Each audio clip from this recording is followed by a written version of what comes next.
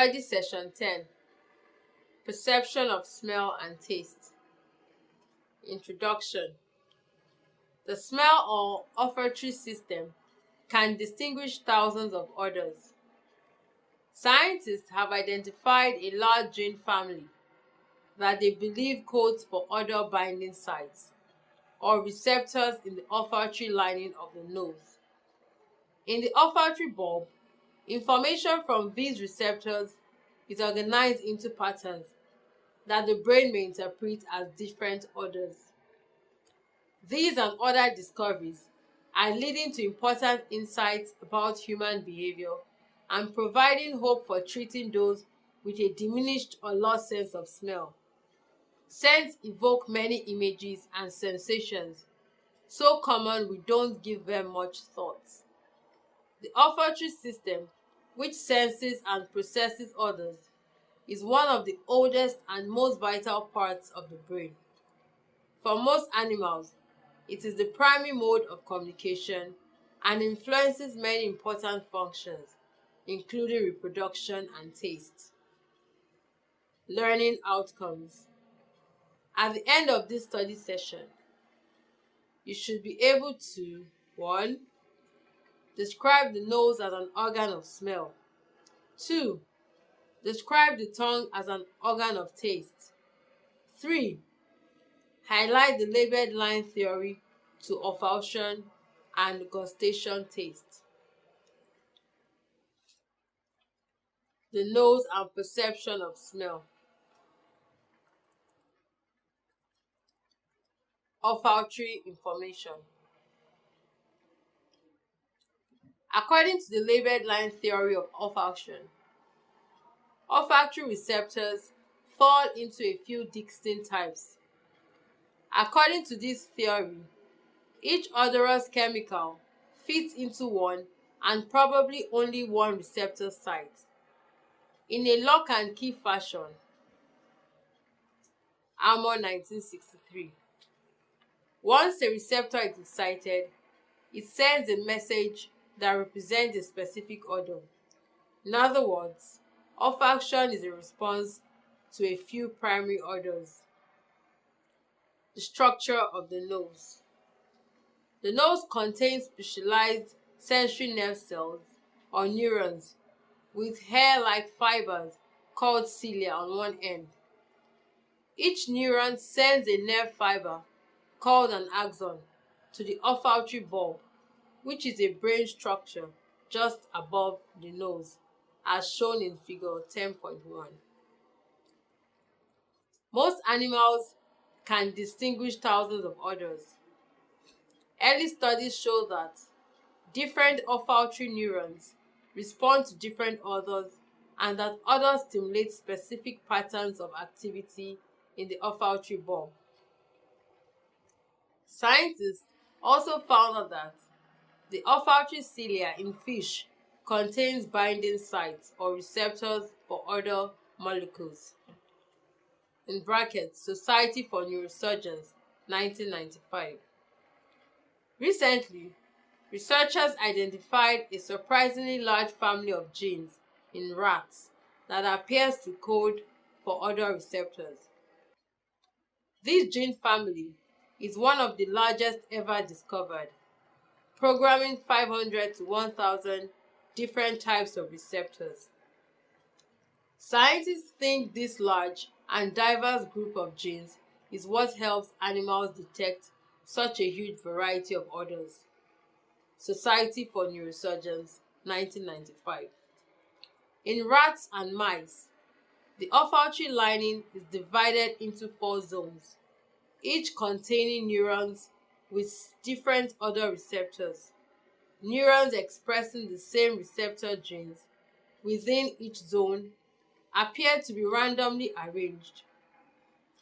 In the olfactory bulb, however, fibers from neurons with the same receptor converge on just one or a few glomeruli, specialized structures in which olfactory neurons connect with other types of neurons, as reported by the Society for Neurosurgeons, 1975.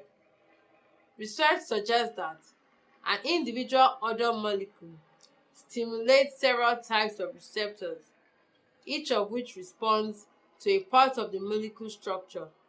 Brain mapping techniques have shown that the pattern of glomeruli activated by each odor forms a map or code that the brain may recognize as a unique scent.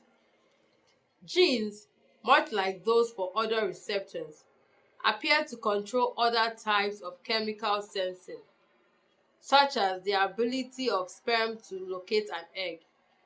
Similar receptors also may function in a special structure in the nose called the vomeronasal organ, which is thought to help detect special chemical signals called pheromones. These signals appear to regulate hormone release, mating, and social functions in animals and possibly also in humans.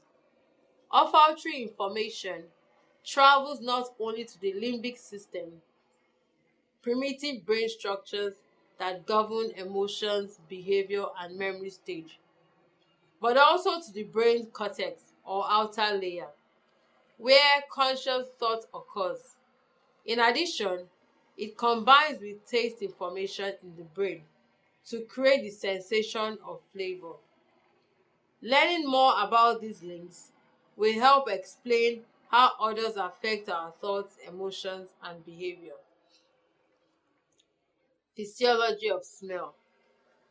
The sense of smell in human beings is generally less acute than in other animals. Many animals are known to secrete odorous chemicals called pheromones that play an important part in chemical communication in situations such as territorial behavior, mating, and the bonding of mothers and their newborns. However, the role of pheromones in human beings is unknown. All odors material give off volatile molecules, which are carried into the nose with inhaled air and stimulate the olfactory chemoreceptors when dissolved in mucus. The air entering the nose is warmed and convection currents carries eddies of inspired air to the roof of the nasal cavity. Sniffing concentrates volatile molecules in the roof of the nose.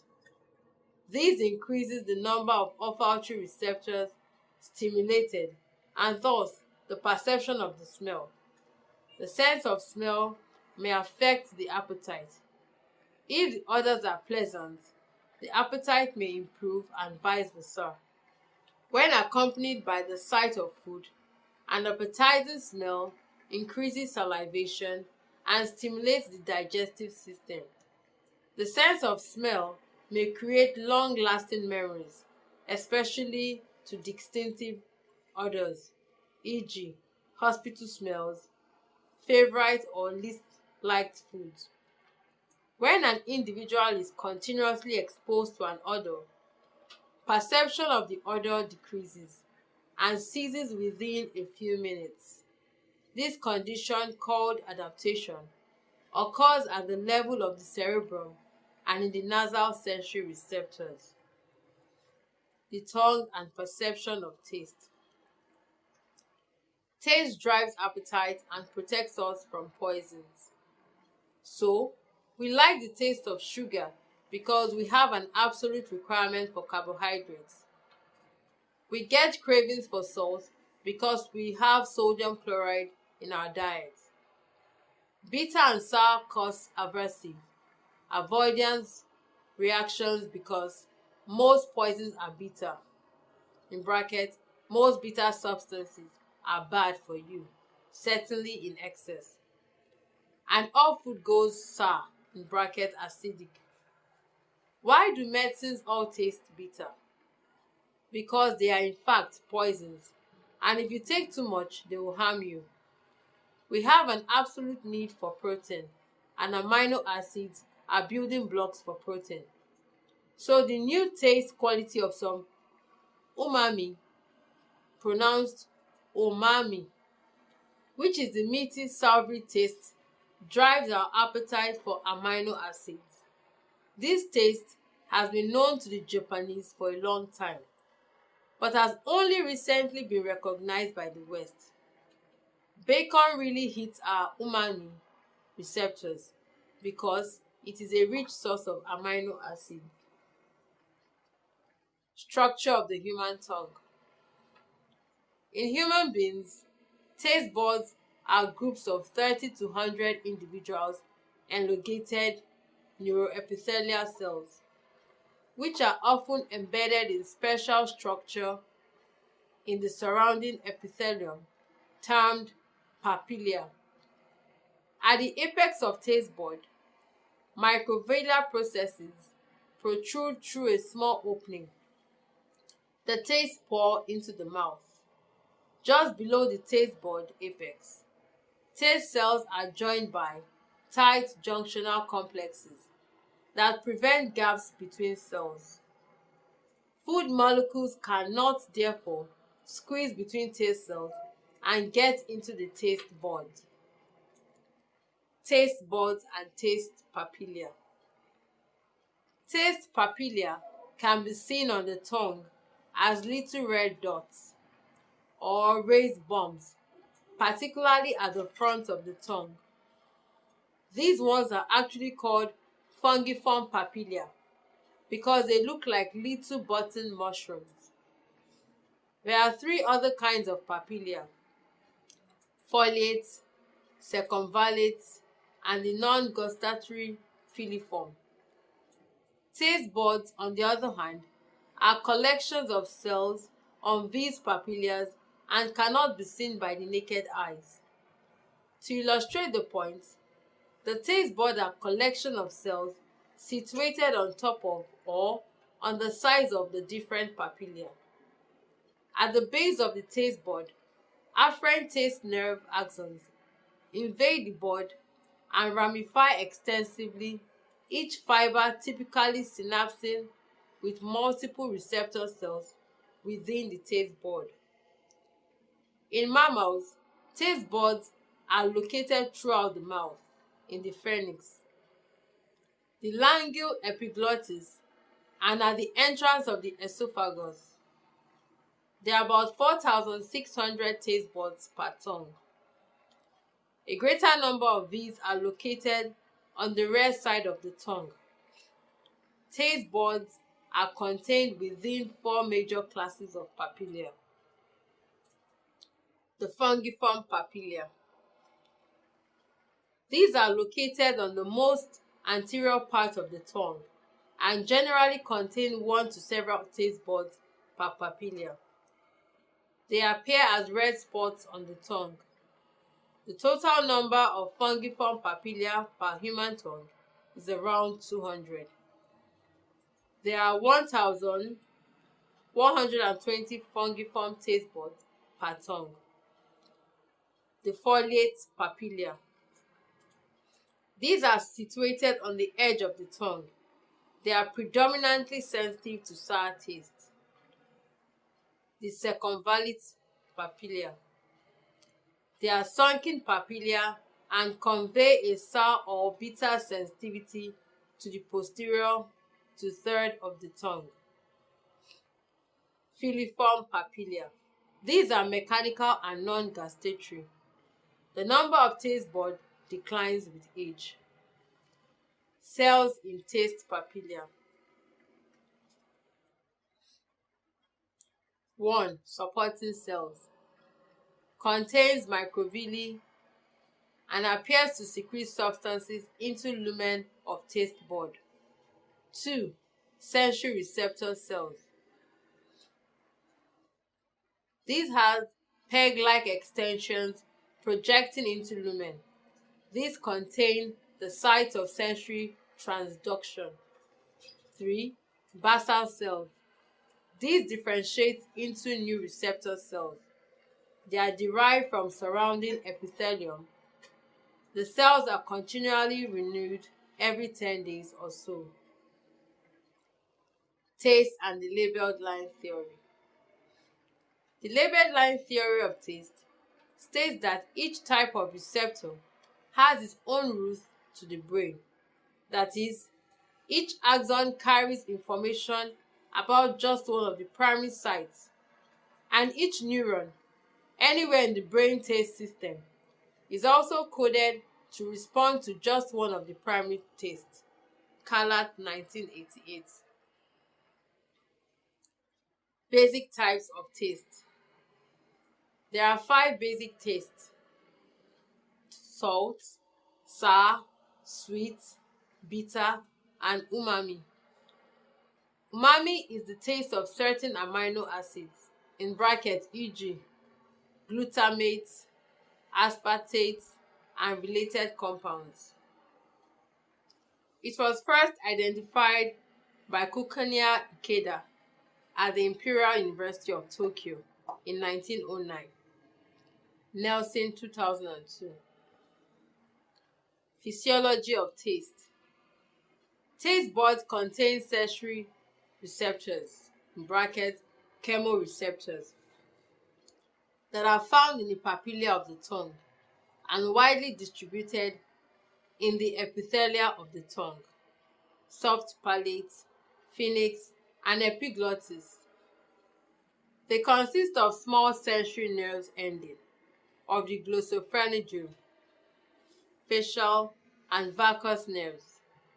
Some of the cells have hair-like microvilli on their free border, projecting through tiny pores in the epithelium. The sensory receptors are stimulated by chemicals that enter the pores dissolved in saliva. Nerve impulses are generated and conducted along the glossopharyngeal, facial, and vagus nerves before synapsing in the medulla. The final destination is the taste area in the parietal lobe of the cerebral cortex, where taste is perceived. Some tastes can consistently stimulate taste bud in specific parts of the tongue. The tip of the tongue is responsible for sweet taste. The side of the tongue is for sour taste, and the back of the tongue is for bitter taste. The sense of taste functions only when the substance is in solution. This belief that some tastes can consistently stimulate taste bud in specific parts of the tongue could be seen in specific contexts. The tip of the tongue is responsible for sweet taste, the side of the tongue is for sour taste, and the back of the tongue for bitter taste. The sense of taste functions only when the substance is in solution. The various taste areas of the brain contribute to behavior in different ways. The hypothalamus of the brain contributes to behavior in different ways. The hypothalamus apparently related taste to hunger and satiety. Hypothalamic cells respond more vigorously to a taste when the animal is hungry. Their response to the taste of a particular food declines, especially after the animal has just eaten a fair amount of that food. Rose, Morrissey, Yasley, Thorpe, and Simpson, 1986. The decline may be responsible for sensory-specific satiety, the tendency to get satiated on a food one has just eaten and to prefer to switch to something else. Study session summary.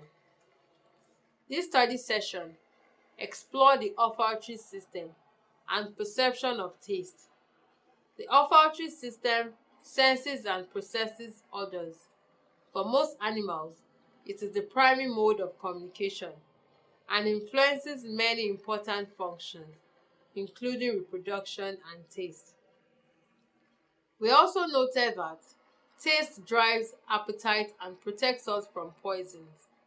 In human beings, taste buds are groups of 30 to 100 individuals elongated neuroepithelial cells, which are often embedded in special structure in the surrounding epithelium termed papillae. Taste buds are collection of cells on papillae and cannot be seen by the naked eye.